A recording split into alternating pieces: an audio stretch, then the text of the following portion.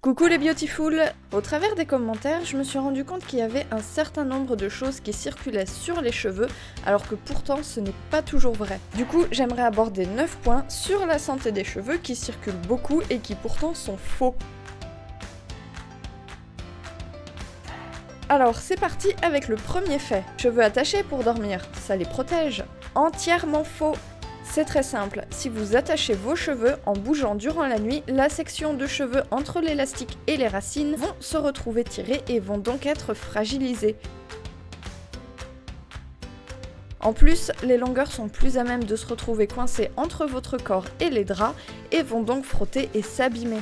Quand vous dormez, pensez donc à passer vos cheveux au-dessus de l'oreiller s'ils sont suffisamment longs. Et s'ils sont trop courts pour faire ça, c'est juste que vous n'êtes pas concerné par le problème.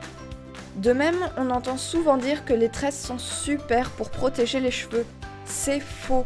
D'une, les pointes ne sont pas protégées parce qu'elles frottent partout.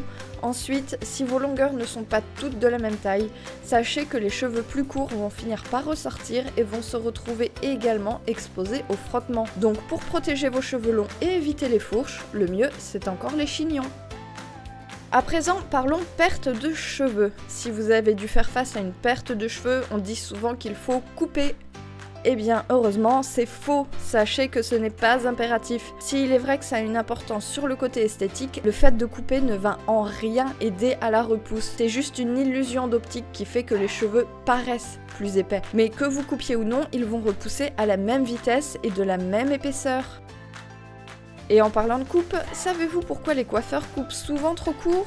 On pourrait croire que les cheveux longs sont le rêve de tous les coiffeurs. Eh bien c'est très souvent faux, car cheveux longs égale cauchemar au démêlage, plus de produits à utiliser et plus de temps à passer pour faire un brushing par exemple. Du coup, on a beau demander juste les pointes, la plupart des coiffeurs vont couper beaucoup plus. Les protecteurs de chaleur, ils sont censés protéger vos cheveux lors des brushings. Faux, parce que leur composition laisse à désirer. Si les cheveux ressortent doux après un lissage par exemple, c'est à cause des silicones qui sont contenus dans les soi-disant protecteurs. Ils vont maquiller le cheveu pour le faire paraître plus doux et en bonne santé. Et c'est d'ailleurs pour ça qu'il est impossible de faire un protecteur de chaleur naturel. Désolé, le mieux, si vous voulez encore protéger vos cheveux de ces brûleurs, c'est encore de s'en passer.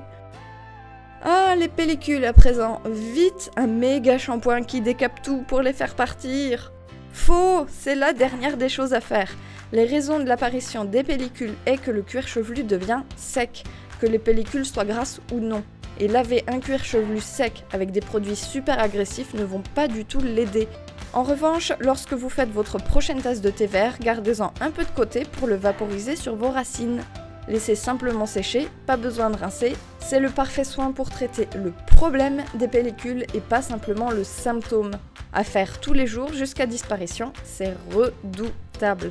Et en plus, ça ne laisse absolument aucune trace et aucun effet gras.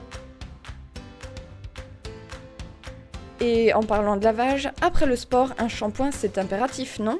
Là encore, c'est faux. Après une bonne séance de transpiration, tout dépend de ce que votre sueur a évacué avec elle. Posez vos doigts sur vos racines pour vérifier que votre sueur est vraiment grasse. Si c'est le cas, vous pouvez faire un shampoing sans risquer d'abîmer vos cheveux. Et si ce n'est pas le cas en revanche, un simple rinçage à l'eau suffira largement. Surlaver les cheveux, c'est le meilleur moyen de les rendre secs, voire fourchus, donc on y va mollo.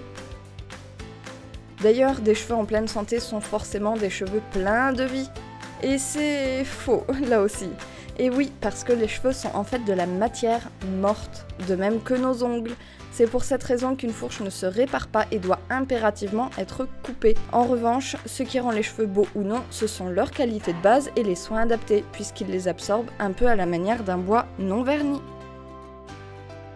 Les cheveux blancs, une fois arrivés, ils ne repartent plus, c'est la fatalité.